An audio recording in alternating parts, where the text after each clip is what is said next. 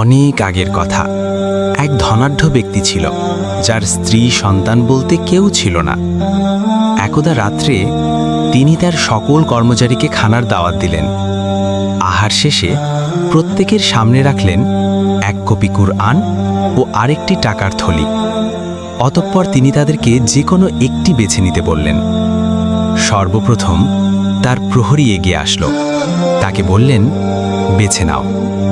প্রহরী বলল, আমি তো কুরআন বেছে নেওয়ার আশা করেছিলাম, কিন্তু কিভাবে সেটা পড়তে হয় তা আমি জানি না, তাই আমার জন্য টাকার থলেটি উপকারী হবে।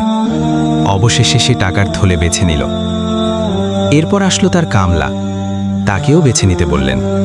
সে বলল, আমার স্ত্রী খুব অসুস্থ, তার চিকিৎসার জন্য টাকার প্রয়োজন। যদি এমন না হতো তবে আমি কুরআনই বেছে নিতাম।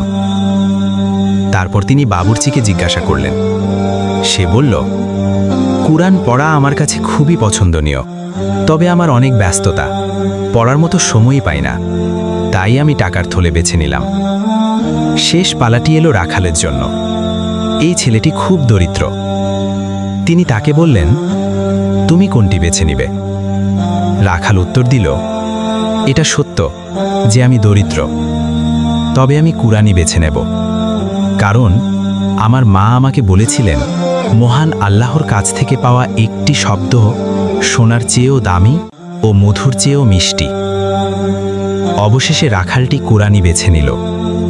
অতঃপর উহা খোলার পর সে এতে আরও দুটি খাম দেখতে পেল। প্রথম খামটিতে টেবিলে যে পরিমাণ টাকা ছিল তার 10 গুণ টাকা ছিল, আর দ্বিতীয়টিতে ছিল একটি ওসিয়তনামা, যাতে ছিল তার মৃত্যুর পর সকল সম্পত্তির উদ্ধারাধিকারী সেই হবে।